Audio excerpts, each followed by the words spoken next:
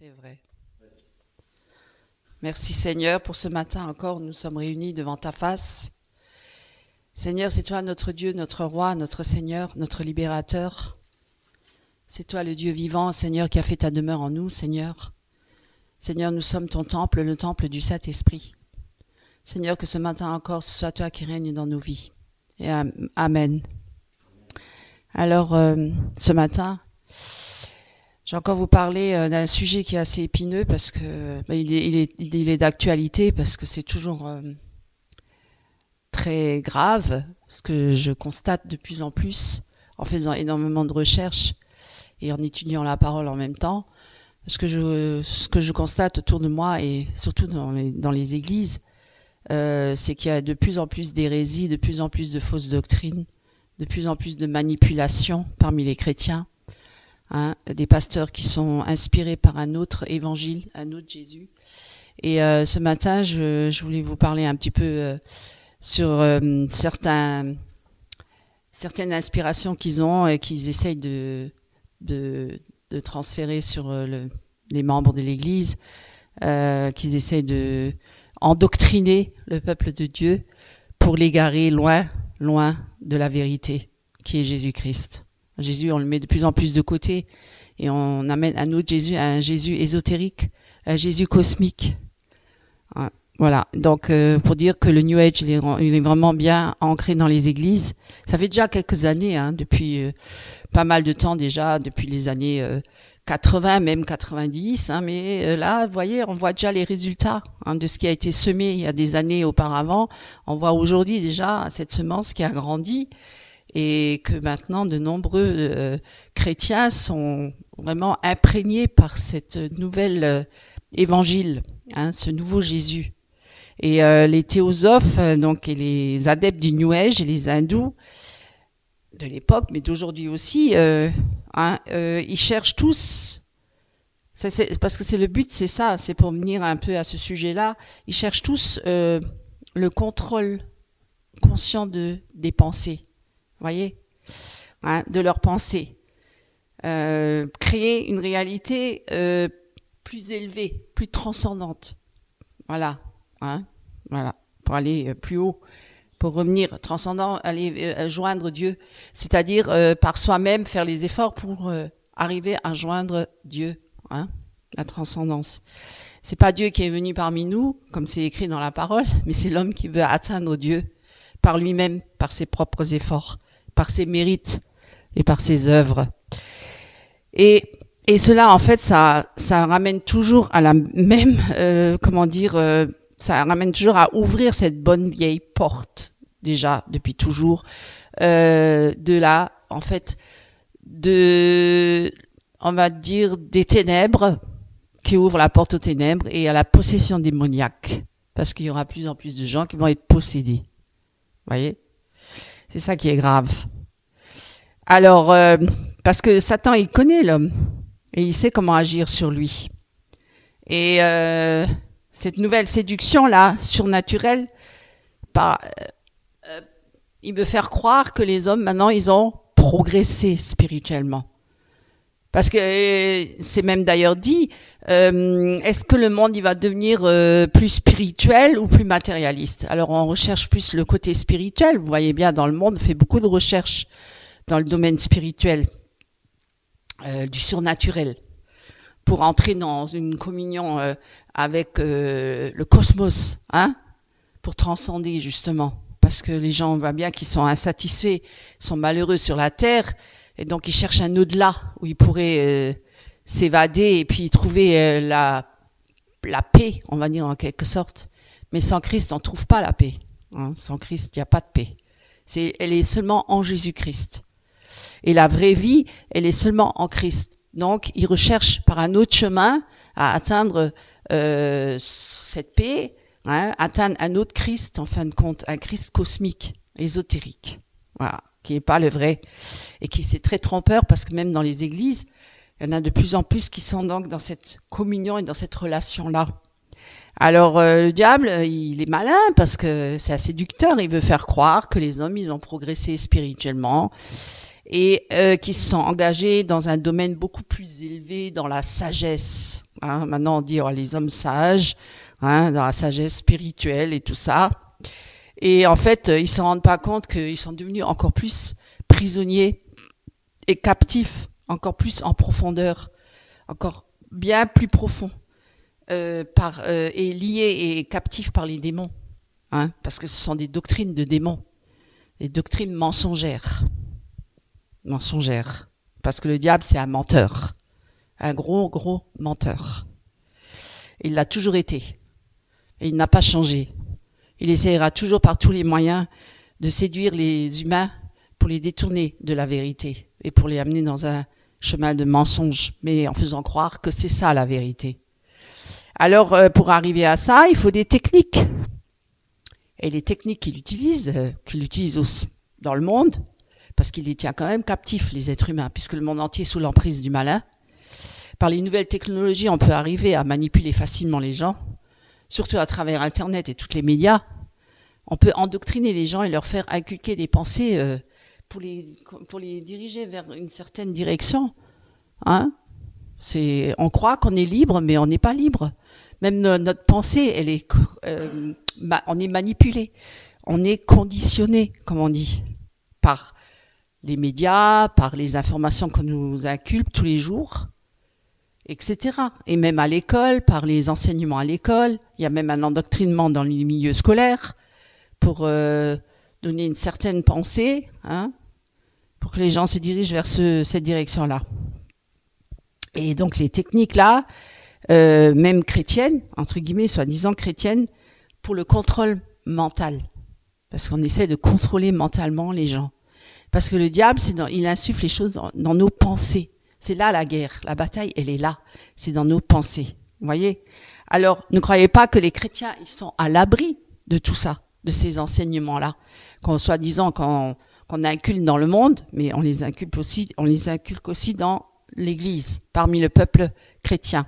Toutes ces techniques-là sont aussi rentrées dans l'Église, hein, par la voie de la psychologie chrétienne, par le yoga, par la méditation transcendantale, par la pensée positive, etc., etc. Par l'énéagramme, j'ai entendu parler de ça récemment, alors que ça existe déjà un certain temps, où on analyse les personnes on a créé un cercle, hein, et 9 personnalités, et on case les gens dans ces 9 catégories de personnalités. Vous voyez, en disant toi tu es comme ça, toi tu es comme ça, toi tu es au niveau 4 parce que tu es cette personnalité-là, toi tu es au niveau 3, etc. Enfin, je vais pas trop rentrer dans les détails parce que j'ai pas encore bien étudié ce sujet-là, mais à un moment donné, je vais vous en parler. Donc, donc dans le monde entier, on a des grands nombres d'enseignants, dont certains gourous hindous, hein, bien sûr, mais aussi dans le milieu chrétien, nous avons des grands enseignants, hein, chrétiens, qui apprennent à leurs disciples toutes ces techniques-là, hein, et ils encouragent justement les chrétiens à s'ouvrir à toutes ces techniques, hein, à tous ces domaines-là, hein, surtout dans le domaine de la pensée, en disant de développer leurs pensées positives, leurs pouvoirs mentaux, voyez. Hein, parce que on entend ça chez EMCI, chez d'autres, hein, pensée positive Joyce Meyer, pensée positive Joel Osteen, il y en a plein, et ça se répand de plus en plus ici en France aussi. Et donc on dit que c'est le Saint-Esprit, ces enseignants-là disent que c'est le Saint-Esprit qui les a éclairés, qui leur a donné des nouvelles révélations, hein, et que le Saint-Esprit leur a appris à incuber les rêves, les rêves. Hein. Ça veut dire, en clair, si vous n'avez pas clairement, on vient dans le domaine de la visualisation, si vous n'avez pas clairement visualisé dans votre cœur ce que vous espérez obtenir, hein, cela ne peut pas devenir pour vous une réalité. Donc, il faut le visualiser. Hein. Alors, ils forment les chrétiens à visualiser. Ah, c'est dans les séminaires que ça se passe. Hein. C'est pour ça il y a beaucoup d'endroits, il vaut mieux éviter d'y aller, mes frères et sœurs en Christ. Donc, former des chrétiens pour visualiser, hein, visualiser la réussite, hein. Le succès, la réussite, faut réussir. Donc par la visualisation et le rêve éveillé, hein, vous pouvez incuber votre avenir. On peut avoir un impact sur l'avenir par nos pensées qui vont éclore après ces rêves-là, hein, cette visualisation, pour éclore son accomplissement. Voilà, pour provoquer cet accomplissement.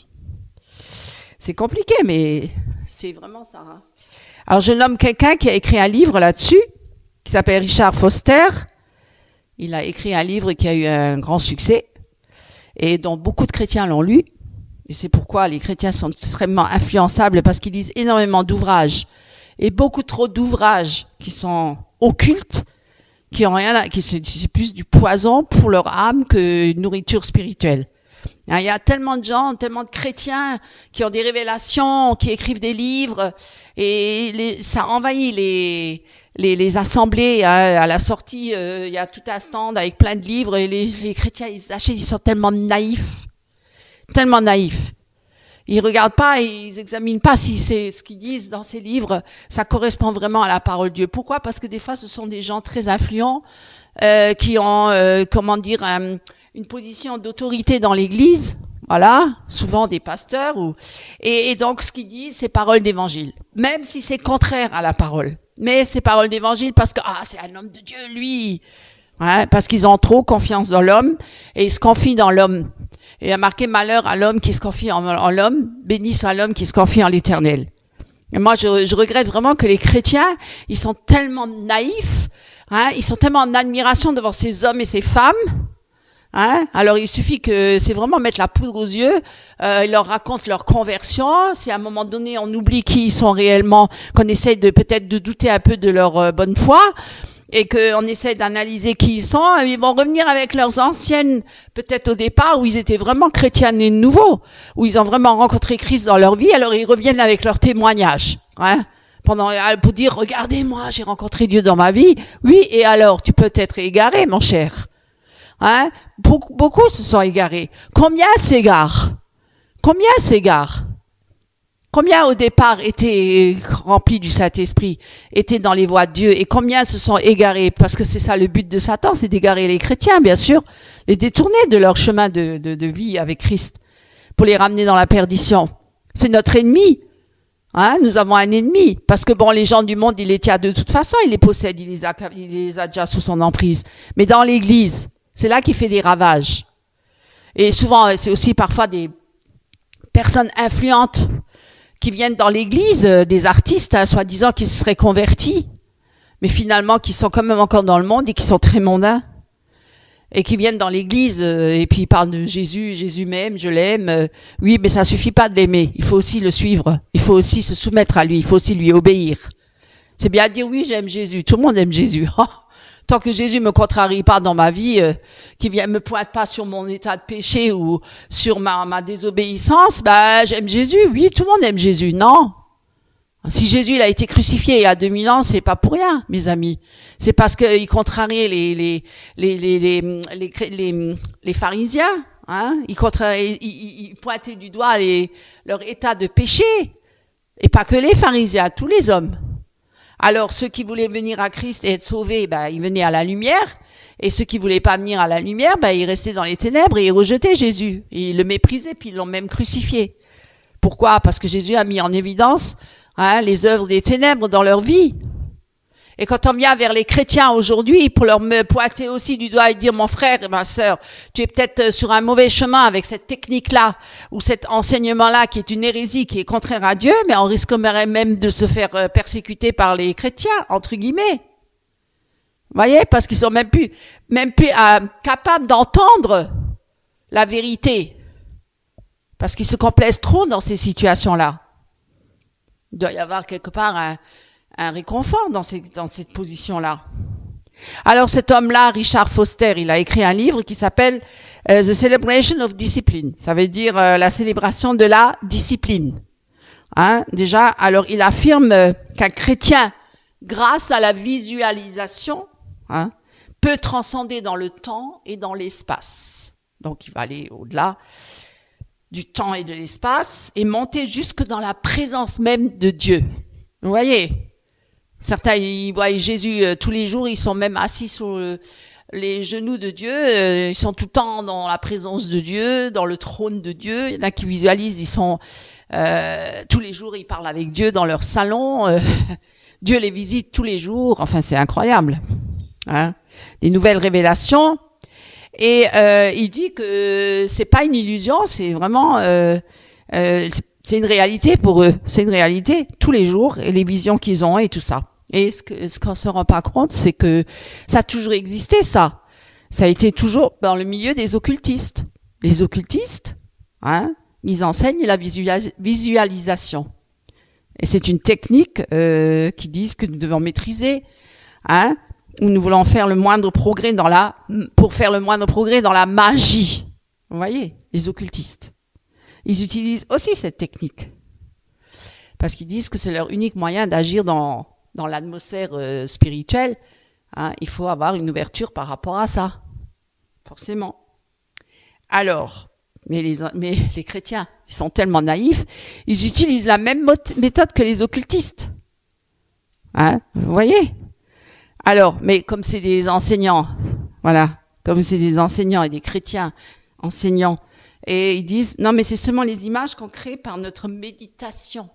Hein, voilà.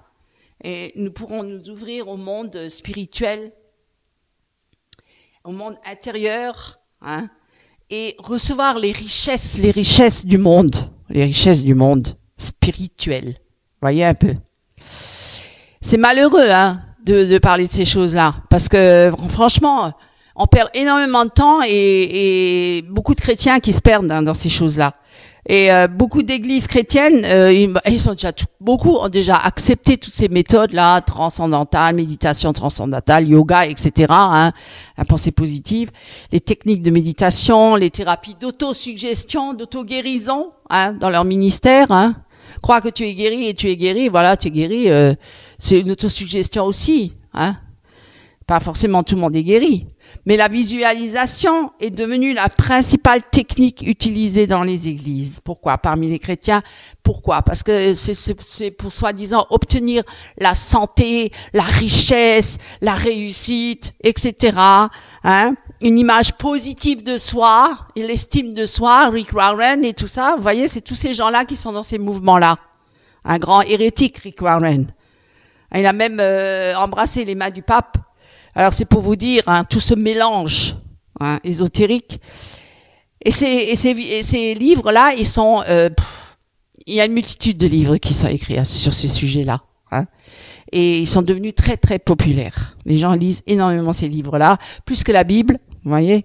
Hein, et chacun vient avec sa révélation, chacun vient avec son idée. Et donc c'est devenu tellement populaire ces livres-là sur la pensée positive. Voilà, la pensée positive, c'est devenu des best-sellers, hein, les pensées positives. Certains enseignants, ils ont même adopté la pensée et la parole positive, hein, ainsi que la visualisation comme thème principal de tous leurs enseignements. Hein, ça, c'est en rapport avec le développement personnel. On en avait déjà fait des vidéos là-dessus. Alors, ils disent que l'imagination possède une puissance inhérente, l'imagination de l'homme, celle de manipuler la réalité et de l'influencer, pour installer son royaume futur. Voilà. Hein. Les chrétiens, en fait, ils participent plus à l'œuvre de Satan qu'à l'œuvre de Jésus-Christ, hein, à l'œuvre de Dieu. Hein. Parce que il y a de plus en plus de chrétiens, des milliers de chrétiens dans le monde qui cherchent maintenant à créer la visualisation. Hein, par la visualisation, ils ouvrent leur intelligence, à un contrôle, mais pas un contrôle de Dieu. Ils ouvrent leur intelligence à un contrôle démoniaque. Hein? Parce que c'est ça, on s'ouvre à des choses qu'on ignore, mais le diable existe, hein? Il est bien réel. Et il sait comment agir. Parce que les chrétiens, ils sont tellement naïfs et vulnérables. Pourquoi ? Parce qu'ils sont très impatients. Ils sont très impatients parce qu'ils recherchent toujours un moyen rapide, parce qu'ils n'ont aucune patience. Et indolore, ça veut dire sans douleur, sans passer par un chemin de douleur ou de souffrance. Une guérison directe. d'avoir une santé là tout de suite. Je veux être guéri tout de suite. Je veux avoir la richesse tout de suite. Je veux réussir tout de suite. Je veux. Donc ils ont aucune patience. Et à cause de cela, ils veulent à tout prix rechercher par tous les moyens une guérison rapide et sans douleur, qui leur permette d'être toujours en bonne santé spirituelle. Ils trouvent pas normal qu'un chrétien il ait des soucis ou des inquiétudes ou des angoisses ou quoi que ce soit. Pourtant même Jésus, quand il était dans le jardin de Gethsémani, il avait un moment d'angoisse. Non? Oui. Eh ben là, non, on doit jamais avoir d'angoisse, c'est pas normal. On doit toujours être heureux, toujours dans la joie, toujours être en bonne santé et être riche et bien portant. Vous vous rendez compte? On ne doit avoir aucun problème sur la terre. C'est ce qu'ils veulent. Donc forcément, le diable, alors ils écoutent le mensonge qui prétend que tout ce dont on a besoin pour transformer leur vie, c'est un peu la manipulation mentale. Il faut que ça passe par le mental. Il faut être fort mentalement. On leur apprend que pour voir leur prière exaucée, il suffit de visualiser ce dont ils ont besoin et ils vont l'obtenir. C'est la pensée positive. Vous voyez? Et on enseigne ça dans les églises, mes amis. Ça n'a rien à voir avec la parole de Dieu. Parce que la parole de Dieu, elle dit pas ça. Elle dit renoncez à vos vies et à vos propres désirs. Et cherchez la volonté de Dieu. C'est tout à fait à l'opposé. Ne cherchez pas les choses d'en bas, les richesses matérielles, et là où l'atteignent, où ils peuvent atteindre, mais cherchez les choses d'en haut. Donc c'est un faux évangile. C'est une hérésie. C'est une fausse doctrine. Voilà. L'apostasie est grande, mes amis. Un autre écrivain, Douglas, écrivain chrétien et auteur d'un livre à succès. Formez une image mentale de ce que vous désirez et vous l'obtiendrez. Voilà. Formez une image de ce que vous désirez, une image mentale. Je sais pas ce que vous désirez. Une méga church, par exemple. Voilà. Ça, c'est pour les ambitieux, les pasteurs ambitieux. Ceux qui sont un peu moins ambitieux, une grande maison. Je visualise ma maison.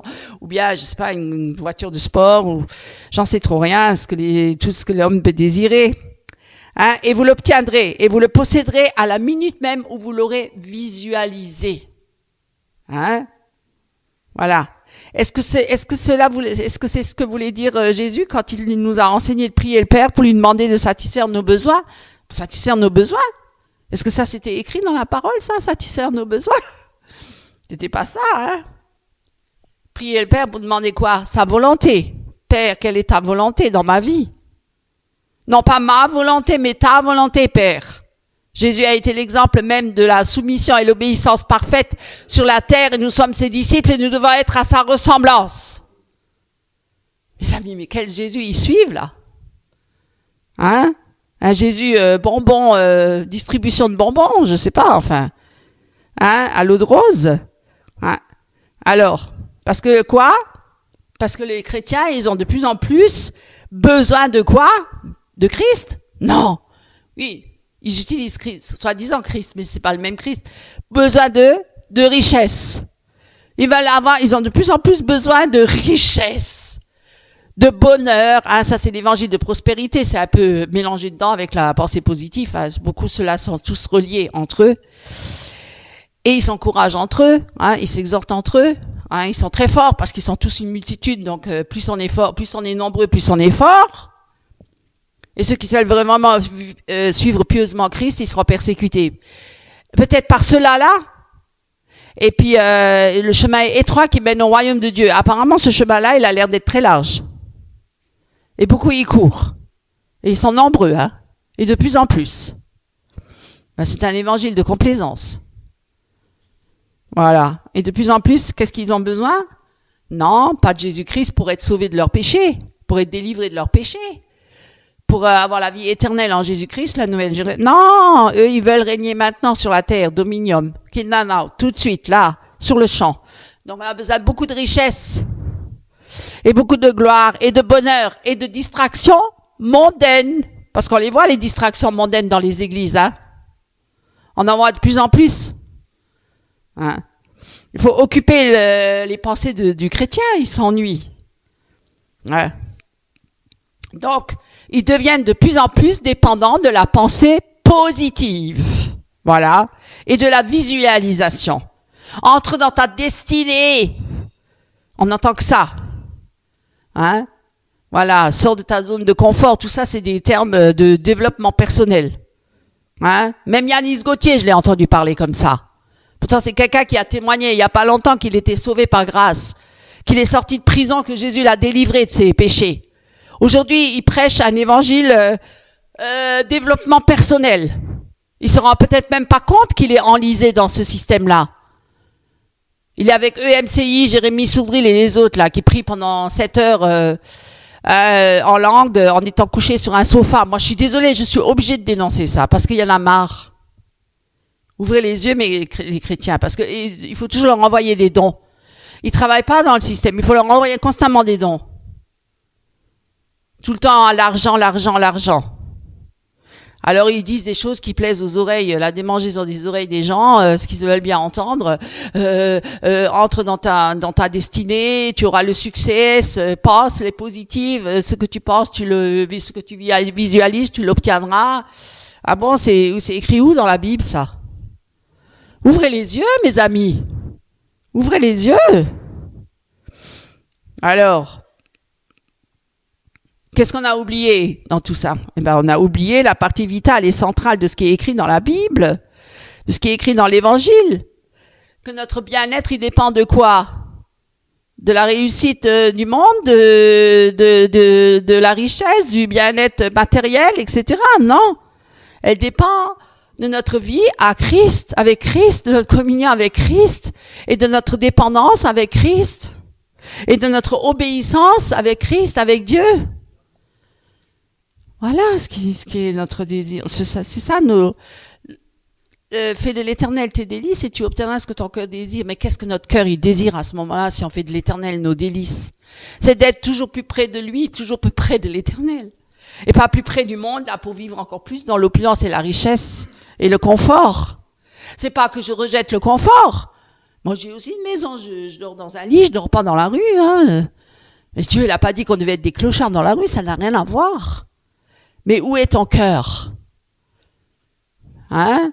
Là où est ton cœur, là est ta richesse. Alors, si ton cœur, il est dans le monde, alors tes pensées sont mondaines, elles sont pas avec Christ. Hein? C'est du dedans du cœur de l'homme que sortent toutes les mauvaises choses. Ouais. C'est ça qui est important.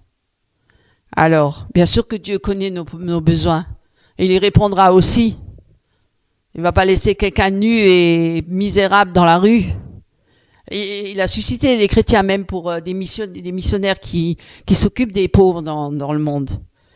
Pour les mettre à l'abri et créer des orphelinats pour les pauvres enfants rejetés qui sont dans la rue. Bien sûr, ça n'a rien à voir. Alors, c'est leur ministère. Ils ont été appelés pour ça. Alors, qu'est-ce qu'il dit? Mais ça, c'était déjà aussi le péché de Adam et Ève dans le jardin d'Éden. Hein, quand il a dit à Ève, ce fruit interdit là, tu le prends et tu auras la connaissance et tout. Ben c'est la même chose. On recherche toujours une connaissance. On recherche toujours c'est la gnose, hein, c'est ésotérique, hein, c'est une mauvaise connaissance, hein, de Dieu.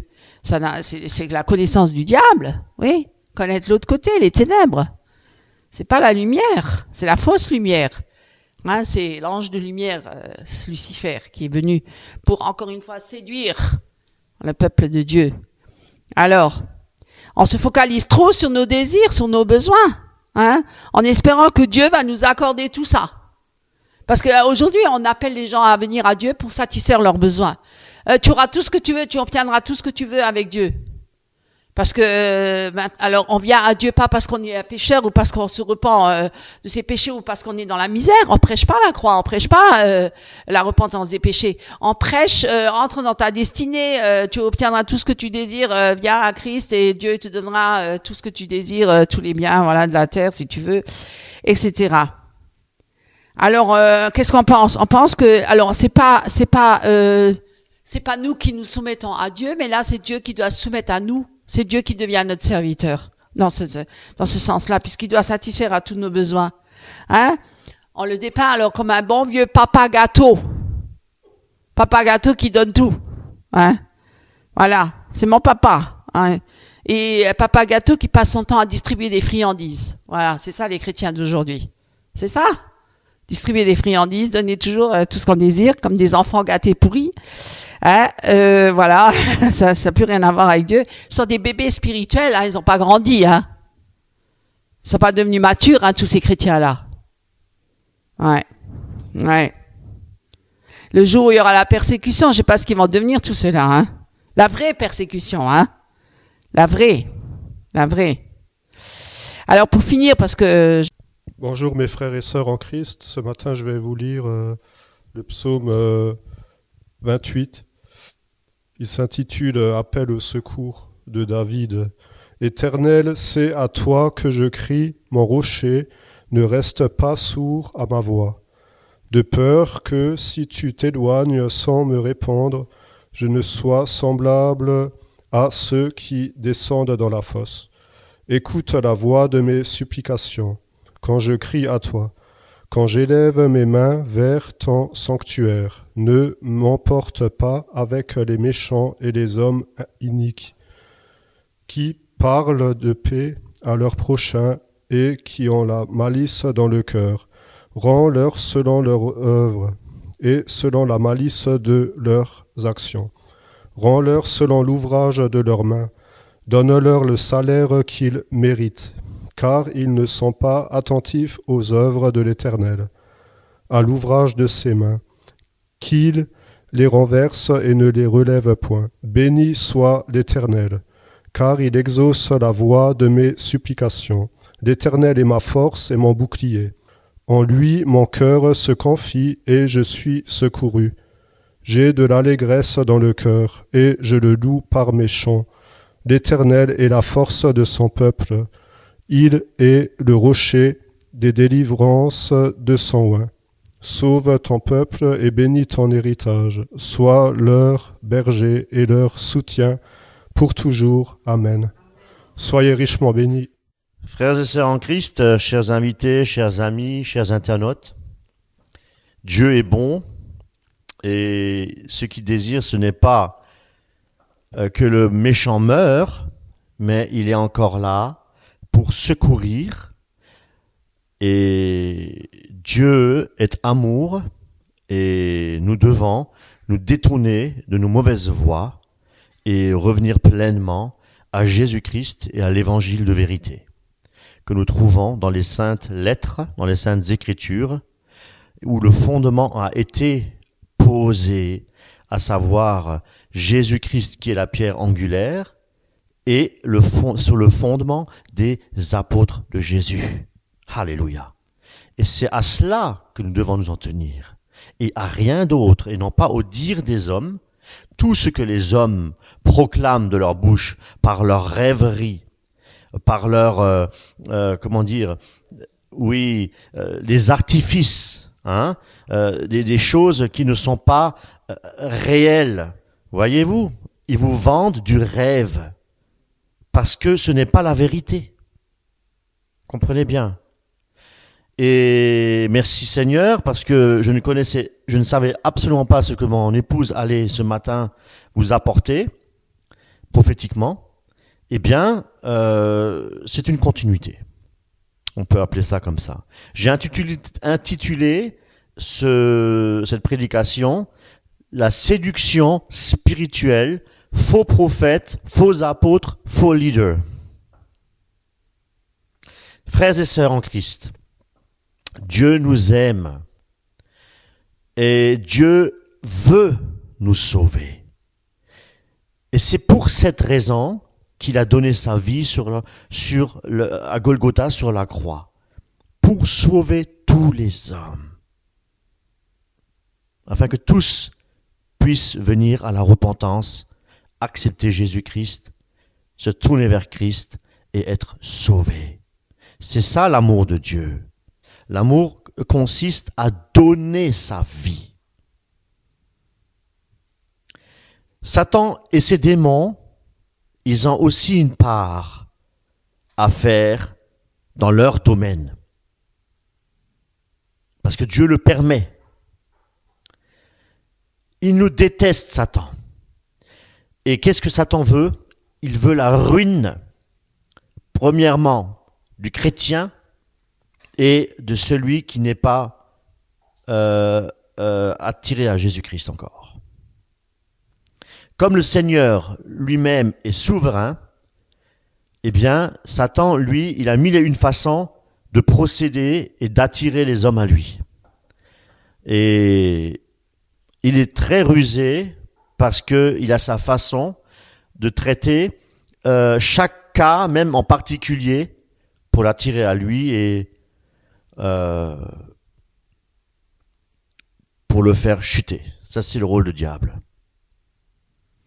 Et Satan, il connaît nos faiblesses et il utilise ses propres stratégies pour nous détruire.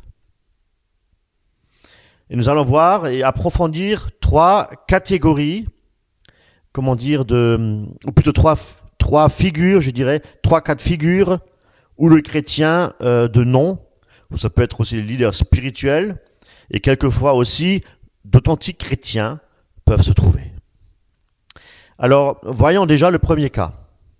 Le premier cas, c'est on peut s'identifier comme étant un chrétien engagé en allant tous les dimanches au service divin, à l'église, au culte, mais quelque part, on est retenu par le péché, on est toujours encore esclave du péché, parce que quelque part, on caresse encore le péché, on ne veut pas réellement être libéré. Pourquoi? Parce que nous aimons encore pratiquer le péché. Et nombreux sont les chrétiens de cette catégorie-là.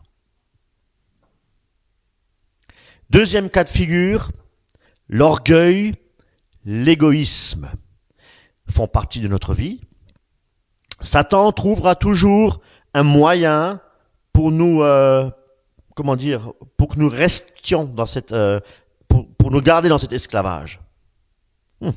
Troisième cas de figure, on est beaucoup trop prétentieux, on sait mieux que tout le monde, mais au fond, on est ignorant et aveugle. Voyons à présent le premier cas de figure. Prétendre être chrétien tout en étant esclave du péché. Bien. Déjà, nous savons, frères et sœurs, que les ténèbres n'apportent pas la lumière. Mais les ténèbres apportent la nuit. C'est la nuit. Et effectivement, quand il fait nuit, qu'est-ce qui se passe? Eh bien, on n'arrive pas à voir. Eh bien, on est aveugle, pour ainsi dire. Et Satan travaille, et son rôle, c'est justement d'aveugler le pécheur sur son péché. C'est-à-dire de le rendre encore plus esclave jusqu'à aimer le péché et ne plus vouloir l'abandonner et ne plus vouloir non plus le confesser à Jésus-Christ. En fait, Satan n'a pas seulement l'objectif de détourner, si vous voulez, le chrétien dans ses activités, dans la lecture, dans la méditation de la parole, dans la prière. Sa stratégie est beaucoup plus perverse que cela. C'est-à-dire de trouver une occasion pour faire toujours et encore tomber le chrétien dans le même péché, dans les mêmes travers. Et pour l'aveugler, pour rendre le péché encore plus grave. C'est son objectif. Et de cette manière-là, le chrétien, qu'est-ce qu'il va faire? Il va s'habituer à pécher. Il va trouver ça normal. Et cela devient quelque chose de tout à fait récurrent dans sa vie, oui. Et sa conscience, quelque part, n'agit plus comme avant. Et le désir d'obéir au Seigneur se fait de moins en moins. La lecture de la Bible, de la parole de Dieu, des Écritures saintes, se fait de moins en moins. Et il ne considère plus cela comme une source, de nourriture essentielle pour son âme. Et c'est un réel danger. Parce qu'il nourrit son âme avec le péché dont il est rendu esclave. Malgré même qu'il soit passé par les eaux du baptême, oui, malgré qu'il fréquente assidûment les assemblées. Peut-être même participe-t-il à une tâche spirituelle au sein de l'assemblée. Et c'est terrible de vivre cette situation-là. C'est terrible parce que moi-même, je me reconnais dans ce que je vous dis. J'ai expérimenté cela et c'est très désespérant et c'est horrible. C'est une situation horrible. Vous savez, beaucoup de chrétiens sont trop sûrs de eux-mêmes. Moi, jamais ça ne m'arrivera. Oh, moi j'aime tellement le Seigneur, jamais je ne tomberai. Prenne garde que tu ne tombes. Prenne garde, mon frère, ma sœur, que tu ne tombes. Ne sois pas trop sûr de toi. Le diable a sa stratégie pour te faire chuter. Pour rester debout, mon frère, ne te vante pas d'être peut-être meilleur chrétien que telle ou telle personne. Tu n'es pas meilleur. Ce n'est que la grâce qui te relève et qui te garde en Jésus-Christ. La grâce de Dieu. Tu restes un homme pécheur. Tu restes une femme pécheresse. Les Écritures disent, c'est pas pour rien, oui, que les Écritures disent de veiller et de prier. Pourquoi ? Parce que le diable rôde comme un lion, rugissant, cherchant qui il dévorera. C'est sa mission. Nous avons un adversaire à partir du moment où nous sommes devenus chrétiens, nous avons un adversaire. Mes amis, une fois sauvés pour toujours, nous pouvons dire oui si nous restons toujours vigilants et toujours attachés à la main de Christ, et si nous veillons et prions et restons aussi attachés à la saine doctrine de Jésus-Christ. Là, nous pouvons avoir l'assurance du salut, mes amis, et nous détourner du péché. Attention à l'orgueil. 1 Corinthiens 10, 12. Ainsi donc que celui qui croit être debout prenne garde de tomber. Il ne faut jamais être trop sûr de soi. Seigneur, garde-moi dans ta main. Et notre confiance, nous devons la mettre dans notre Seigneur et pas dans l'homme. Pas en nous-mêmes, mais en Jésus-Christ. Attention, mes amis, à l'amour de soi. L'amour de soi, c'est se faire confiance à soi-même. Je suis puissant. Je suis Dieu. Je l'ai déjà entendu. Un pasteur chrétien, mes amis, qui a enseigné que nous sommes Dieu. Un pasteur évangélique qui se proclame apôtre des nations. Vous êtes tous des dieux. Je suis Dieu. Il dit, c'est écrit dans la parole. Mais c'est tiré hors de son contexte, mes amis. Voyez-vous, ça c'est l'œuvre du diable. Et nous connaissons personnellement cette personne. Nous avons déjà discuté avec cette personne, nous avons déjà échangé avec cette personne. Dieu nous connaît et il sait pertinemment que nous sommes des êtres fragiles, vulnérables, faibles, devant la puissance de Satan et ses démons. C'est pourquoi, mettons toute notre confiance en celui qui peut nous délivrer de la puissance des ténèbres et des démons de l'esclavage du péché. Et pourquoi ? Parce qu'il a détrôné Satan sur la croix. Alors arrêtons de jouer aux soldats chrétiens avec des mitraillettes en plastique dans l'église et de faire ratatatatata pour chasser les démons. Arrêtons, s'il vous plaît. Parce que là, Satan vous a déjà dans la main pour agir de cette manière-là. Pour Pourquoi? Parce que le Seigneur Jésus-Christ a triomphé de la mort. Et il a détrôné Satan. Qu'est-ce que vous voulez encore faire des ratatatata? Avec quelle puissance? Avec votre orgueil, vous n'y arriverez pas. Devenez humble et cessez vraiment de rester des enfants. Devenez adultes. Et posez votre... nous avons un fondement posé, je le répète, c'est la doctrine des apôtres de Jésus-Christ, et dans Jésus est la pierre angulaire. Et il n'y a pas d'autre alternative, frères et sœurs. Il n'y en a pas d'autre. Et le chrétien qui est bien plongé dans le bourbier du péché, il est à ce moment-là devenu à l'état du chien qui est retourné à ce qu'il a vomi. Et croyez-moi, frères et sœurs, c'est terrible en arriver là.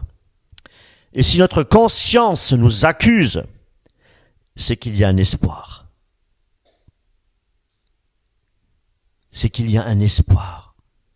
Si nous regrettons, et puis nous nous sentons perdus, parce que c'est toujours, on reste dans... C'est la conscience qui travaille. C'est que nous avons réalisé que nous avons offensé Dieu au travers de notre péché. Et que nous, quelque part, nous le regrettons. Ça, c'est l'œuvre du Saint-Esprit. Soyez glorifiés. Que le Seigneur soit glorifié, mes amis, frères et sœurs en Christ. Mais Dieu, dans sa compassion, Dieu, dans sa miséricorde, il vient et il frappe à notre conscience. Coucou. Il vient et il frappe. Pourquoi? Parce que son désir, c'est de nous sauver. S'il y a une seule brebis qui s'égare, vous connaissez la parabole des 99 brebis, il va la chercher. Il va la chercher. Il ne veut qu'aucun ne s'égare. Le Seigneur, il est bon. Dieu nous aime. Dieu nous aime. Il veut nous arracher des ténèbres.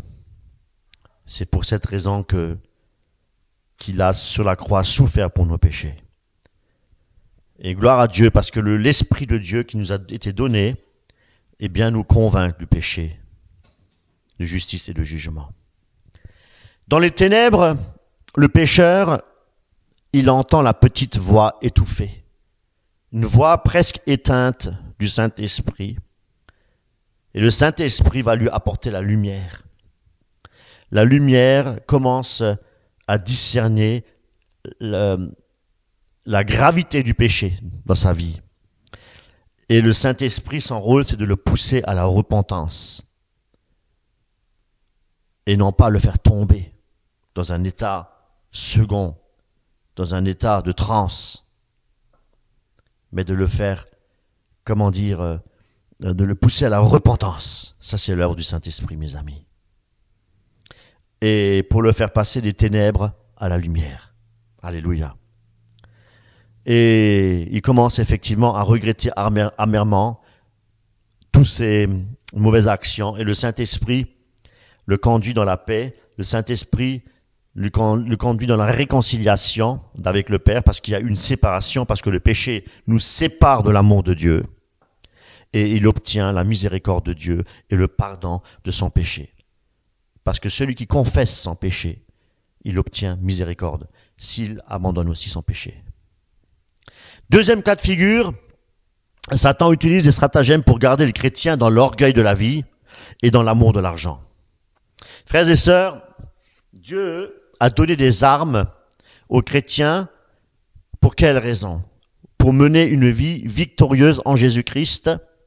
Et Satan, lui aussi, naturellement, comme il est imitateur de Dieu, il va aussi utiliser des armes pour mener non pas une vie en Christ, mais une vie défaitiste pour le garder dans l'esclavage du péché. Ça, c'est le rôle du diable. Nombreux sont les chrétiens qui sont encore sous l'emprise du péché et qui écoutent encore la voix de Satan leur souffler dans les oreilles. « Oh, c'est pas la peine de t'engager à 100%, mon frère, ma sœur. Fais donc ta vie, profite de ta vie. En plus, tu es encore jeune, tu es belle, tu es beau. Profites-en. Engage-toi plutôt dans les affaires dans des affaires qui te font gagner beaucoup d'argent pour pouvoir vivre aisément ta retraite. Pense à ta retraite. Ouh là là, pense à ta retraite. Pense à ta retraite. Surtout pense à ta retraite parce que sinon, voilà. Mets de l'argent de côté, pense à ta retraite, etc. Oui. Mais pense plutôt à ton avenir. C'est ce que Dieu te dit. Pense à ton avenir. Voyez-vous, la faiblesse du chrétien, ça peut aussi être l'amour de l'argent. Pour d'autres, c'est l'orgueil, vouloir être un grand leader, devenir une grande personnalité, un grand pasteur renommé. Alors, pour cela, il faut beaucoup étudier, effectivement. Il faut passer de nombreux concours, de nombreux examens, décrocher beaucoup de diplômes. Pour ce chrétien, eh bien, la séduction, elle peut aussi être grande parce qu'il est ambitieux. Ambitieux de pouvoir. Il veut avoir du pouvoir. Il veut être renommé. Il veut être quelque chose. Et c'est également un piège de Satan pour amener à dire j'ai beaucoup de travail en perspective et je verrai plus tard, Seigneur, pour les choses spirituelles. J'ai pas le temps. Mon temps, je dois le mettre dans quelque chose de concret. Voilà. Eh bien, le danger dans cette situation, c'est l'homme lui-même qui prend les décisions. Sans jamais en parler à Dieu. Il projette un avenir, il décide, il fait, il envisage, je.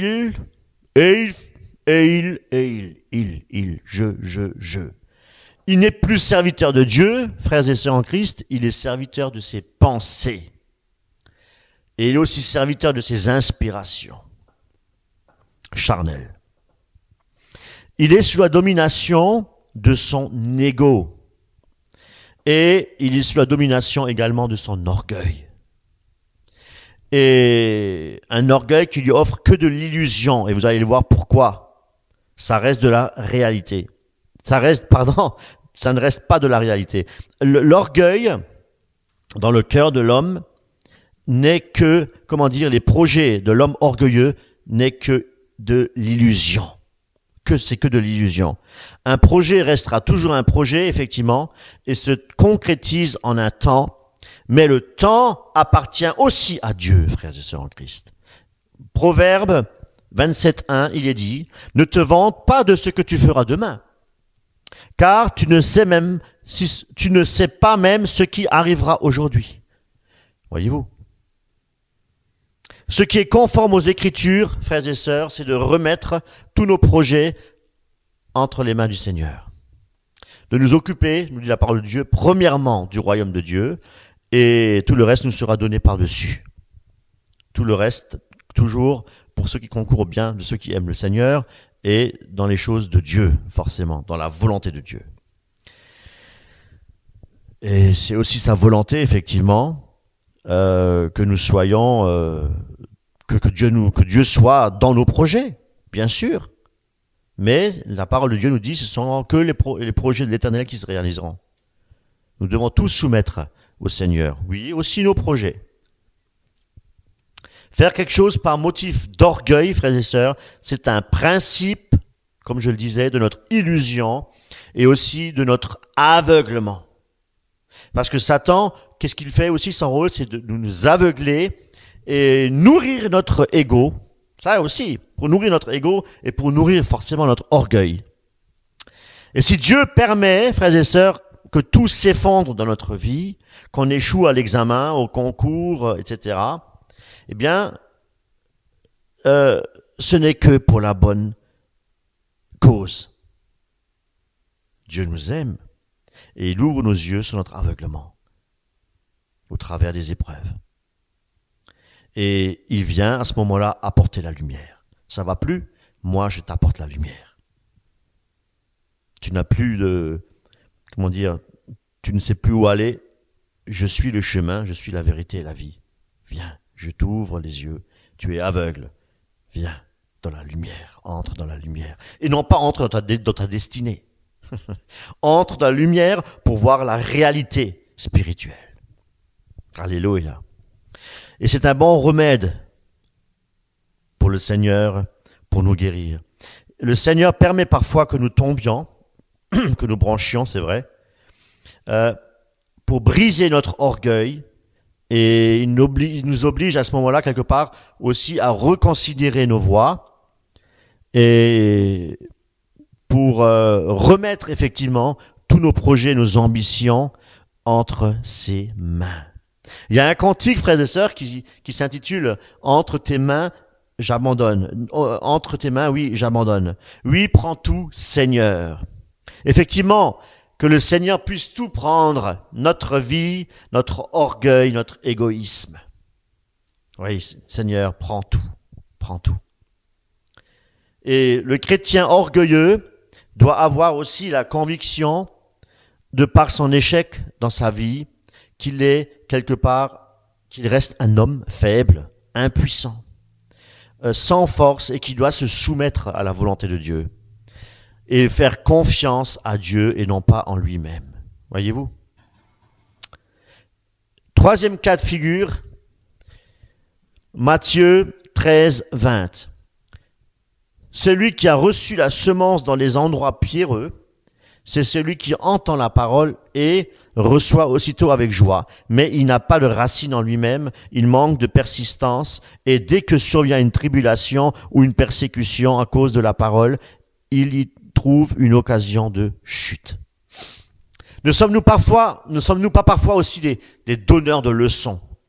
Nous croyons aider notre prochain, le consoler, l'exhorter, en lui donnant, oui, effectivement, de bons conseils, voire même des versets bibliques pour convaincre, alors que nous-mêmes, nous sommes si frêles, si faibles, si vulnérables. Et on désire donc aider notre prochain, mais spirituellement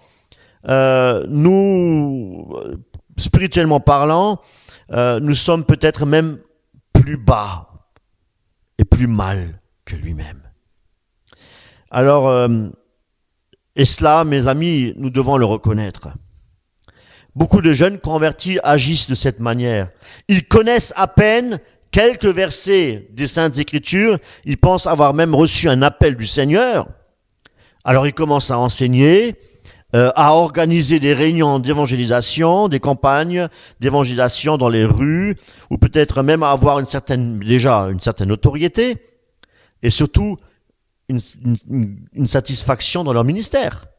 Oui, parce qu'aujourd'hui c'est tellement facile, frères et sœurs, avec les réseaux sociaux, mais au fond de leur âme, ils ne sont pas enracinés dans la doctrine apostolique. Et ce n'est que superficiellement qu'ils ont accepté Jésus-Christ. Ils ne prêchent pas pour apporter le salut aux âmes perdues. Ils n'évangélisent pas pour arracher les âmes des ténèbres, frères et sœurs en Christ. Non, ils présentent plutôt un Jésus guérisseur. Ils présentent un Jésus rempli d'amour qui se préoccupe d'abord du bien de la personne, du bien-être, un Jésus qui se préoccupe du confort de l'homme. D'abord la guérison et le bonheur. C'est bien vrai. Combien de fois n'avons-nous pas entendu dire oh, viens Jésus, viens. Viens, il faut venir à Jésus, tu ne seras plus jamais le même. Tout ce que tu feras, eh bien, tu obtiendras la réussite, et il faut toujours penser positif, et tu verras le miracle se produire dans ta vie. Viens chercher le miracle.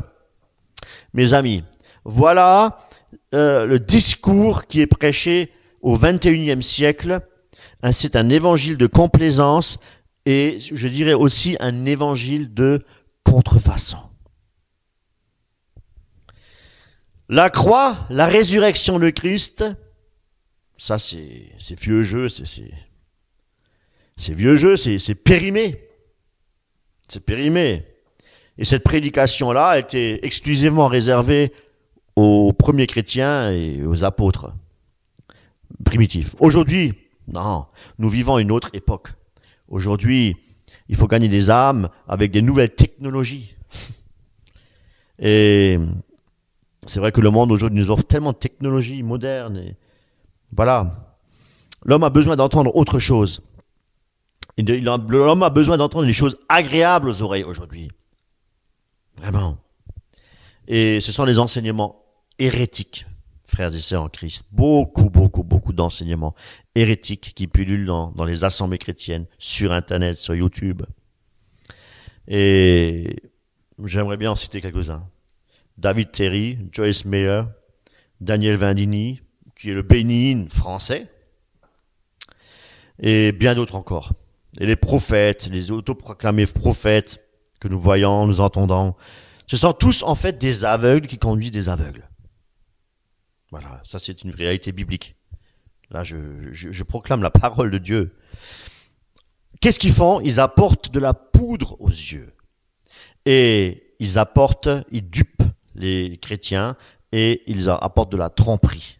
Tromper les ouailles, c'est leurs ouailles. Mes amis, nous devons réellement ouvrir nos yeux. Alors maintenant, posons-nous la question, d'où proviennent ces hérésies? Satan travaille également dans la vigne du Seigneur. Eh oui, non pas pour édifier, mais pour détruire et piétiner l'œuvre de Dieu. Il est actif, et croyez-moi, il est plus actif que vous et moi dans l'œuvre de Dieu pour la détruire. Et c'est pourquoi il s'attaque premièrement aux pasteurs et aux fidèles dans les églises pour semer une confusion doctrinale et tout ça. Alors, il y a les fausses conversions des ouvriers, malheureusement. Faux ouvrier égale ivraie. N'oublions pas que le diable, il est rusé et il utilisera tous les moyens, frères et sœurs, inimaginables pour tromper l'homme, pour séduire l'homme et l'Église du Christ aussi. Et c'est pourquoi c'est dangereux, parce que Satan produit, je vous l'ai dit, la confusion dans les esprits. Il utilise ses ministres déguisés en apôtres de Christ. À les écouter, nous sommes réellement séduits. On se dit, c'est merveilleux, c'est édifiant, mais, frères et sœurs en Christ, ce n'est qu'un leurre. Ça brille, mais quelque part, ce n'est que de l'imitation. Et c'est pourquoi nous devons implorer réellement la grâce de Dieu, frères et sœurs, pour recevoir le discernement des esprits, pour connaître le vrai du faux. Ça, c'est notre devoir, frères et sœurs en Christ. Vous savez, si les gens se convertissent au travers des prédications et des messages hérétiques, sachez bien, ils ne tiendront pas dans le temps. Ils ne tiendront pas dans le temps. Ils quitteront l'assemblée. Ou soit ils seront complètement séduits et aveuglés. Parce qu'ils se sont convertis non pas par la puissance du Saint-Esprit, la puissance du Saint-Esprit, je dois le dire, qui convainc de péché, de justice et de jugement, mais ils ont été convertis par la séduction d'un discours d'un homme rempli d'orgueil, rempli d'artifice pour bien déguiser la vérité de la croix. Et je dis bien de la croix. Parce que c'est à la croix de Golgotha que Seigneur Jésus-Christ, notre Seigneur et notre Sauveur, a détrôné le diable.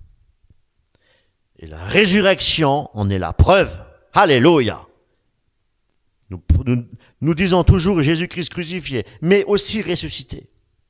Parce que la résurrection en est la preuve vivante. Et qu'il est vivant. Et nous aussi, nous aurons un corps semblable à celui du Christ, et nous serons aussi ressuscités des morts. Alléluia. C'est ça la vérité, frères et sœurs en Christ. Et malheureusement, après avoir entendu une super prédication présentant Jésus comme un faiseur de miracles et le Saint-Esprit qui est présenté comme un gentleman, qui ne voudrait pas de ce Jésus-là? Ah ouais, qui ne voudrait pas de ce Jésus? C'est vrai, dans ces milieux charismatiques, pentecôtistes extrémistes, remarquez qu'on parle beaucoup de Jésus, mais on parle très peu du Christ. Christ n'est pas un nom de famille. Christ, c'est Jésus-Christ. Christ signifie loin, loin de Dieu, c'est-à-dire l'élu de Dieu. Élu, pourquoi? Pour sauver l'humanité, c'est ça le Christ. Élu pour sauver l'humanité. Et comme il n'y a qu'un seul élu de Dieu pour sauver l'humanité, eh bien, donc, il n'y a aussi qu'un seul Seigneur. C'est pour ça qu'il est écrit un seul Seigneur dans la parole de Dieu.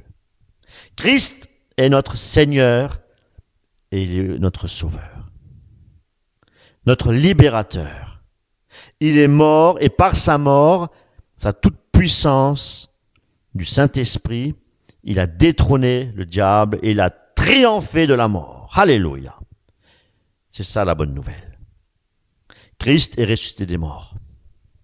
Amen. Voyez-vous, notre Seigneur Jésus-Christ n'a jamais dit que tout sera rose, comme mon épouse disait ce matin à l'eau de rose, bonbon. Tout ne sera pas bonbon lorsqu'on a pris l'engagement de le suivre. Nous allons le voir. Matthieu 16, 24. Alors Jésus dit à ses disciples, si quelqu'un veut venir après moi, qu'il renonce à lui-même, qu'il se charge de sa croix et qu'il me suive. Voyez-vous, l'évangile qui sauve, c'est l'évangile de Christ, et non pas des hommes remplis d'orgueil, de ruse, ils sont remplis de séduction, et ils sont remplis de avides d'argent, cupidité. Comme David Terry, Joyce Meyer, Joel Osteen, Kenneth Copeland, Kenneth Hagin, etc. La liste est réellement longue, pour nous parler des plus connus, des plus célèbres. Et tous ces leaders qui ne prêchent pas le véritable Christ, mais ils prêchent un faux Jésus séducteur. Parce que prêcher Jésus-Christ, frères et sœurs, c'est prêcher Matthieu 16, 24. Et Matthieu 16, 24, c'est si quelqu'un veut. Voyez-vous, Christ ne force personne. C'est le libre arbitre. Les premiers disciples de Christ, les premiers chrétiens, l'ère apostolique et les pères apostoliques croyaient au libre arbitre, frères et sœurs en Christ.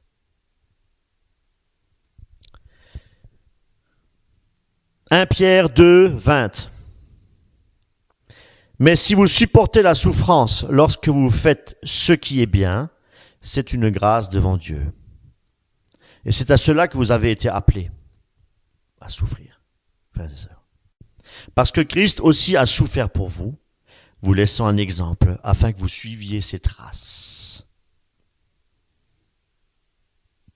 1 Pierre 4, 1 à 11, un peu moins. Ainsi donc, puisque Christ a souffert pour nous dans son corps, vous aussi armez-vous de la même pensée. Souffrez pour Christ. Celui qui a souffert dans son corps en a fini avec le péché, afin de ne plus vivre en suivant les désirs des hommes, mais la volonté de Dieu pendant le temps qu'il lui reste à vivre ici-bas. 2 Timothée 3, 12 dit « Du reste, tous ceux qui veulent vivre avec piété en Jésus-Christ seront persécutés. » Mon frère, ma sœur, sommes-nous prêts à suivre Christ, à souffrir pour Christ?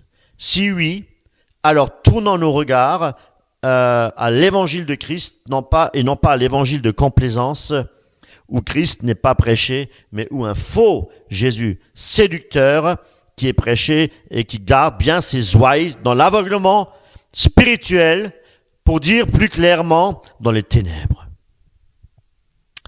C'est pourquoi Il nous faut la lumière, frères et sœurs en Christ, du Christ dans notre cœur. C'est la vérité qui nous affranchit et rien d'autre.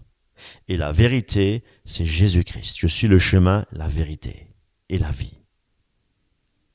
Et si vous êtes affranchis, vous avez la vie. Alléluia. Parce que vous avez Christ en vous. Et le Seigneur Jésus-Christ, ce matin, t'invite à t'engager.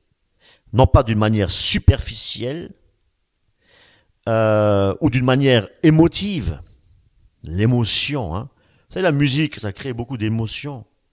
Un témoignage peut apporter énormément d'émotions. Il y a énormément de frères et de sœurs qui se convertissent au travers d'un témoignage.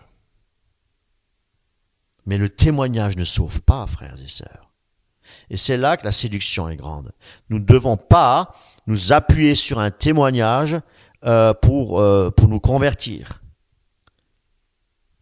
Ou sur une prédication alléchante de la pensée positive. Un nouveau Jésus New Age. Voyez-vous? Non. Ce matin, le Seigneur t'invite à t'engager d'une manière réelle et il te demande, veux-tu ce matin, frère, sœur, venir après moi?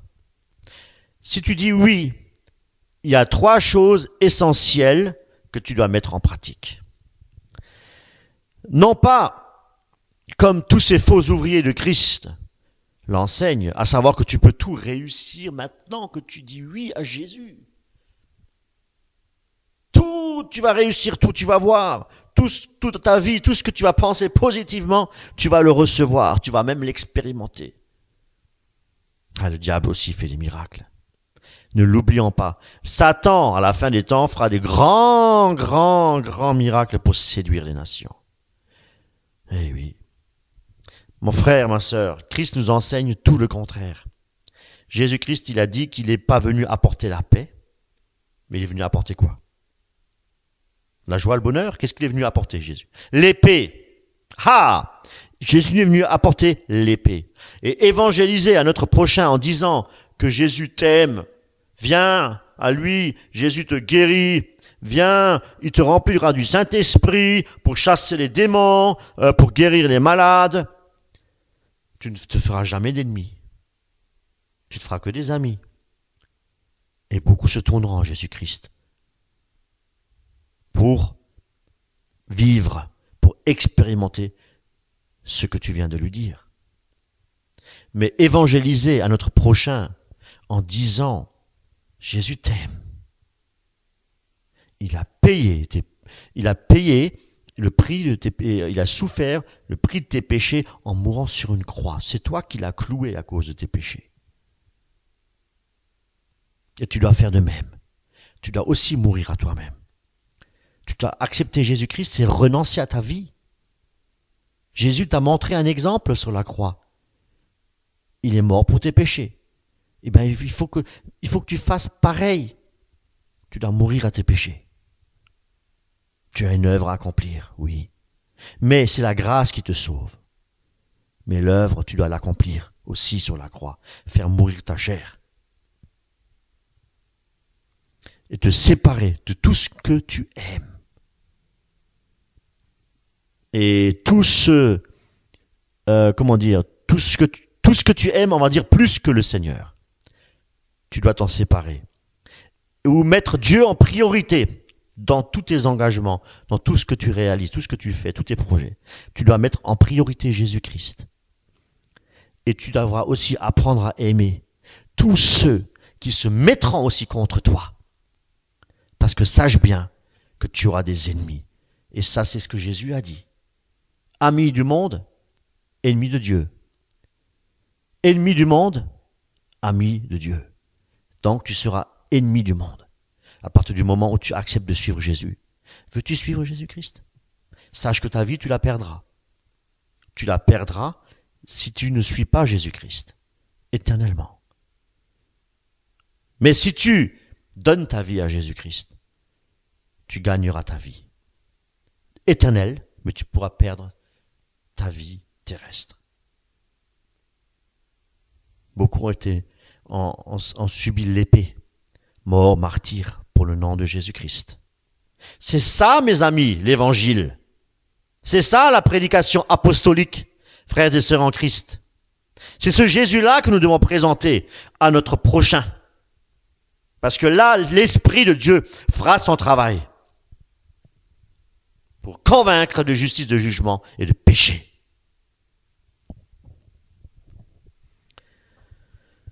Et si cet évangile-là n'est pas prêché, c'est un autre évangile qui est prêché.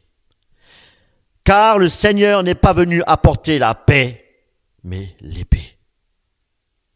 Et ça, mes amis, c'est très facile à comprendre, mais c'est très difficile à accepter. Voyez-vous? L'épée de l'esprit, c'est quoi? C'est la parole de Dieu. C'est écrit dans les Écritures. Et qui est la parole de Dieu? C'est Jésus-Christ. Donc l'épée de l'esprit, c'est Jésus-Christ. Donc si Christ est annoncé comme Paul l'annonçait, il y aura des divisions parce qu'il y a inimitié entre Dieu et le monde. C'est pourquoi que tous ceux qui prêchent encore qu'il va y avoir un super grand réveil mondial sont séduits par le diable. Je peux vous le dire. Daniel Vindini, tous ces prophètes qui viennent en début d'année pour nous annoncer un grand réveil. Mais chaque année, Oh, Dieu m'a dit un grand réveil mondial, un grand réveil mondial. Qu'est-ce que Jésus a dit? Qu'est-ce qui est scripturaire? Jésus a dit que le mal s'accentuera et il disait encore, trouverai-je la foi sur cette terre quand je reviendrai? N'écoutons pas, chers frères et sœurs, les faux prophètes du 21e siècle. Luc 6, 26. Malheur lorsque tous les hommes diront du bien de vous, car c'est ainsi qu'agissait leur père à l'égard des faux prophètes. Et c'est tellement vrai, ces leaders, ces hommes de théâtre et cupides, pour ainsi dire, pour être aimés et appréciés, et surtout pour assurer leur retraite, qu'est-ce qu'ils aiment bien? Ils aiment bien se faire flatter. Ils recherchent la reconnaissance auprès de leurs ouailles, en leur annonçant quoi? Des demi-vérités, et toujours avec des versets tirés hors de son contexte, pour leur procurer du plaisir, pour leur procurer de la joie, pour leur procurer du bonheur, en les caressant dans le sens du poil. Et c'est exactement ce que Christ a annoncé dans Luc 6, 26, quand il fait référence aux faux prophètes. Voilà. Il n'enseigne pas le pur évangile, sinon il n'y aurait qu'une poignée seulement qui serait intéressée. Parce que pour mes amis, pour venir à Jésus-Christ, eh bien, il y a un prix à payer. Il nous a fait connaître la cause pour laquelle il a dû souffrir, ou plutôt pour laquelle nous, on doit souffrir pour Jésus-Christ. En disant, quand il disait, si quelqu'un veut venir après moi. Mes amis, oui, Christ a payé le prix pour nous. Le salut, c'est vrai qu'il est offert gratuitement et par grâce, mais nous avons aussi notre part à réaliser, à savoir les bonnes œuvres que Dieu a préparées d'avance. Si nous voulons venir à Christ, cela implique premièrement un renoncement personnel et non pas une idée de développement personnel et qui est une nourriture pour notre ego. Sachez-le bien. Et cette doctrine-là, cette fausse doctrine-là, est enseignée par de faux pasteurs, par de faux docteurs et de faux prophètes contemporains. Voilà. Romains 12, 1. Je vous exhorte donc, frères, par les compassions de Dieu, à offrir vos corps comme un sacrifice vivant, saint, agréable à Dieu, ce qui sera de votre part un culte raisonnable. Ne le savez-vous pas, frères et sœurs en Christ, votre corps est le sanctuaire du Saint-Esprit. Eh oui, lui qui est en vous et que vous avez reçu de Dieu. Vous ne vous appartenez plus à vous-même, car vous avez été rachetés à un grand prix. Rendez donc gloire à Dieu dans votre corps. 1 Corinthiens 6, 19, 20. Alléluia. Titre 2. Car la grâce de Dieu, source du salut, pour tous les hommes, a été manifestée. Elle nous enseigne à renoncer à l'impiété et aux convoitises mondaines, et à vivre dans le siècle présent selon la sagesse, la justice et la piété. Deuxièmement, venir après Jésus, ça implique qu'il faut se charger de sa croix. C'est-à-dire qu'il nous faut porter notre renoncement au monde. Et il y a deux manières aussi de porter la croix. Premièrement, Colossiens 3,5, il est dit « Faites donc mourir les membres qui sont sur la terre, l'impudicité, l'impureté, les passions, les mauvais désirs et la cupidité qui est une idolâtrie. En un mot, être crucifié au monde. » Et deuxièmement, se charger de la croix. C'est perdre sa vie pour Jésus-Christ. C'est-à-dire mépriser la vie mondaine et combattre jusqu'à la mort pour la vérité en suivant l'exemple du Christ. Et ça, mes amis, durant de nombreux siècles, beaucoup de chrétiens ont effectivement donné leur vie jusqu'à être morts martyrs pour le Seigneur. Ils n'ont pas renoncé. Ils ont persévéré jusqu'au bout. Voyez-vous? Et c'est cela qui veut dire persévère. Celui qui persévère jusqu'à la fin sera sauvé. Il faut toujours rester dans le contexte de la parole de Dieu, des Écritures. C'est-à-dire, même si les tribulations, les persécutions arrivent, malgré tout cela, on ne renonce pas à suivre Christ, on persévère toujours encore dans la vérité, on ne renie pas Christ, eh bien, nous aurons à ce moment-là, on pourra dire, nous avons combattu le bon combat de la foi. Alléluia. Parce que la foi est un don de Dieu. Et c'est la foi qui nous donne de persévérer jusqu'au bout. Et pourquoi? Parce qu'un jour, nous pouvons espérer ce que nous avons cru. À savoir quoi? La vie éternelle dans la patrie céleste, notre maison. Notre foi doit être dans les choses de Dieu. Notre foi doit être dans notre patrie céleste et non pas notre foi dans les choses terrestres. C'est pas important, comprenez bien. Ce qui est important, c'est notre vie avec le Seigneur, ce sont des choses spirituelles. C'est ça, la patrie céleste. C'est ça notre foi. Quel contraste, mes amis, avec toutes ces fausses doctrines hérétiques, des nouveaux leaders qui enseignent exactement le contraire de la pensée de l'esprit.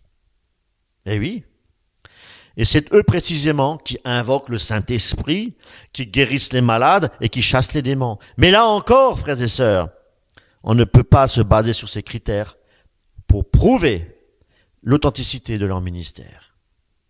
Et même si on ouvre une école de ministère surnaturel, comme David Terry l'a fait. Mes amis, il est temps d'ouvrir une école christocentrique, une école biblique qu'on peut appeler l'école du Christ et du fondement apostolique. Matthieu 7, 22. Plusieurs me diront en ce jour-là, Seigneur, Seigneur, n'avons-nous pas prophétisé par ton nom? N'avons-nous pas chassé des démons par ton nom? N'avons-nous pas fait beaucoup de miracles par ton nom? Alors je le dirai ouvertement, je ne vous ai jamais connu. Voyez-vous, pour vous dire Ce n'est pas sur le critère des miracles et des guérisons que nous pouvons justifier l'authenticité d'un ministère. Même si vous voyez des miracles et des guérisons, n'oubliez pas que le diable aussi, il singe Dieu, le diable aussi fait des miracles et des guérisons. Et troisièmement, suis-moi.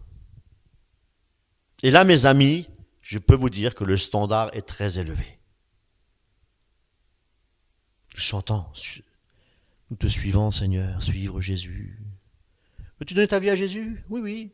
Tu veux suivre Jésus? Oui, oui. Oui, oui, oui. Suivre Jésus, c'est marcher comme Christ a marché.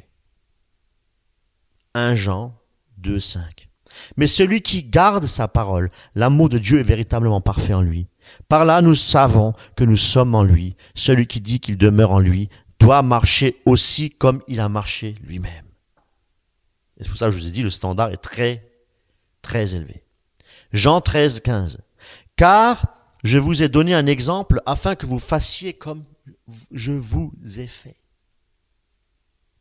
Comprenant qu'il est également que l'expression « suis-moi » signifie aussi l'amour de Christ pour nous dans les épreuves de la vie.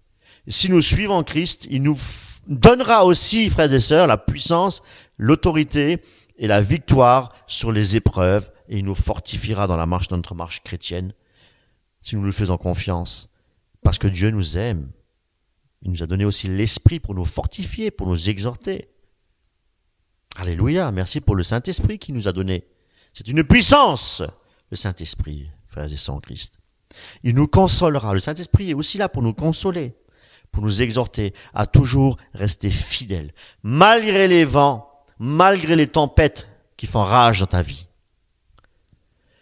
Christ nous comble de ses bienfaits, c'est vrai. Cependant, arrêtant de suivre les hommes qui se prétendent être des prophètes, des apôtres des nations, et qui nous enseignent monts et merveilles. Écoutez voir juste Joyce Meyer, qu'est-ce qu'elle nous enseigne? De belles choses, hein? C'est du triste. Monts et merveilles, des belles choses, un avenir prometteur, même un compte en banque bien garni, une vie surnaturelle. David Terry, c'est le surnaturel, c'est l'école du surnaturel. Mais ce n'est que de la poudre aux yeux, frères et sœurs en Christ. C'est que des artifices pour bien séduire et pour bien aveugler les pauvres âmes qui sont mal affermies, parce qu'elles ne sont pas édifiées sur le fondement des apôtres et fondées sur Jésus-Christ qui en est la pierre angulaire. Mais elles sont édifiées et fondées sur des faux docteurs, sur des hérétiques, séducteurs. La séduction est grande, l'apostasie est grande, frères et sœurs, très grande. Voici ce que Christ t'offre ce matin. Non pas une vie surnaturelle, merveilleuse, de bonheur au quotidien, mais une vie en Christ pour marcher comme Christ a marché. En passant par les épreuves, en passant dans la tentation, nous devons passer par les épreuves pour être éprouvés comme l'or, dans le feu. Marcher dans l'humiliation comme Christ a marché. Nous devons apprendre nous devons apprendre ce que être humilié pour Christ. Voici quelques versets qui fermeront la bouche radicalement à tous ces soi-disant apôtres des nations et prophètes qui conduisent leurs adeptes droit en enfer. Et je le dis, écoutez bien, 1 Corinthiens 4, 11. Jusqu'à cette heure, nous souffrons la faim, la soif, la nudité. Nous sommes maltraités, errants ça et là. Nous nous fatiguons à travailler de nos propres mains. Je le répète, le verset 12. Nous nous fatiguons à travailler de nos propres mains. Et lorsque j'entends, donnez 10 euros, donnez 100 euros, plus vous donnez, et plus le Seigneur vous bénira. Paul, apôtre de Jésus-Christ, et non pas apôtre de Satan. Nous nous fatiguons à travailler de nos propres mains. Je répète, ouvrez bien grand vos oreilles. Nous nous fatiguons à travailler de nos propres mains. Il faut apprendre ça par cœur, frères et sœurs. Injuriés, nous bénissons. Écoutez bien. Injuriés, nous bénissons. Est-ce que ces apôtres, quand ils sont injuriés, est-ce qu'ils bénissent? Persécutés, nous supportons. Est-ce qu'ils sont persécutés?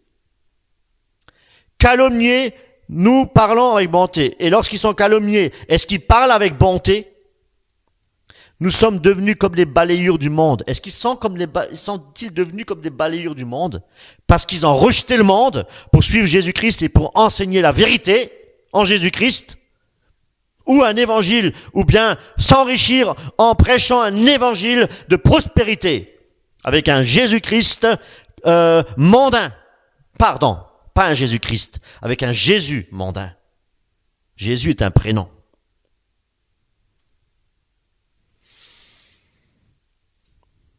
Le rebut de tous jusqu'à maintenant. Voilà ce que Paul, ainsi, il n'était pas seul, ainsi que ses collaborateurs, ont dû subir pour le nom de Jésus-Christ.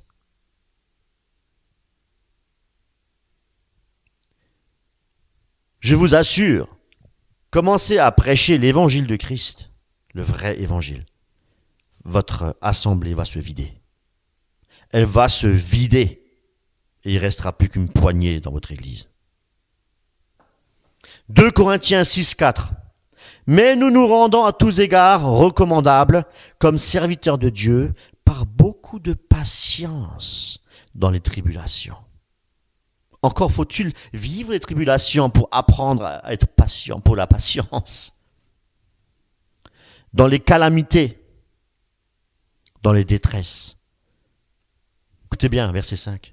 Sous les coups, dans les prisons, dans les troubles, dans les travaux, dans les veilles, dans les jeûnes. 2 Corinthiens 11, 26. Fréquemment en voyage, non pas dans l'hôtel de luxe, non pas avec une limousine, avec un cortège à l'arrière et un tapis rouge. Fréquemment en voyage, Paul, j'ai été en péril sur les fleuves, en péril de la part des brigands, en péril de la part de ceux de ma nation, frères et sœurs en Christ, en péril de la part des païens, en péril dans les villes, en péril dans les déserts, en péril sur la mer, en péril parmi les faux frères, en fait, en péril partout, rejeté par tout le monde, balayure du monde. Dites-moi, frères et sœurs en Christ, en quoi les prophètes, leaders et pasteurs modernes, pentecôtistes extrémistes et charismatiques sont-ils différents de la vie de Paul, des apôtres de Jésus et des premiers chrétiens et des pères apostoliques et de tous ces martyrs qui ont souffert pour le nom de Jésus-Christ? En quoi sont-ils différents? La réponse, elle est dans Éphésiens 2, 20. Vous avez été édifiés sur le fondement des apôtres et des prophètes, Jésus-Christ lui-même étant la pierre angulaire. C'est ça la grande différence. Eux ne sont pas édifiés sur le fondement des apôtres et ils n'ont pas Jésus-Christ comme pierre angulaire. Ils ont un faux Jésus. Et leur doctrine n'est pas une doctrine fondée sur les apôtres, mais c'est une doctrine fondée sur l'homme. Revenons aux Écritures, mes amis, et prenons appui sur Christ. Christ seul qui représente la pierre angulaire, et aussi sur le fondement des apôtres et des prophètes. Et ne prenons pas appui sur les enseignements basés sur des expériences et sur le surnaturel de ces faux enseignants. Tout ce qui vous apporte, c'est leur rêverie. Dieu m'a montré, Dieu m'a dit, cette nuit j'ai vécu ceci, j'ai vécu cela, et vous y croyez, frères et sœurs, sur des rêveries, des songes, des choses qui ne viennent pas du Seigneur et de l'Esprit de Dieu. Parce qu'ils n'ont aucun fondement sur les apôtres et les prophètes. Et ils ont un autre Jésus. Ils viennent vous apporter leurs histoires. Blablabla. Bla bla. Que des histoires. Prions pour eux, frères et sœurs. Prions sérieusement pour eux, afin que le Seigneur les dirige sur le chemin de la vérité. Nous devons prier pour eux. Et prions également pour tous ceux, pour toutes ces ouailles-là, qui sont séduits par eux, afin que le Seigneur puisse les éclairer dans leur aveuglement et qu'ils reviennent à la vérité, à la doctrine apostolique et prophétique et à Jésus-Christ. À Jésus-Christ, pas à Jésus, à Jésus-Christ qui a donné sa vie pour nous, qui est mort, qui est ressuscité des morts. À lui soit toute la gloire. Amen.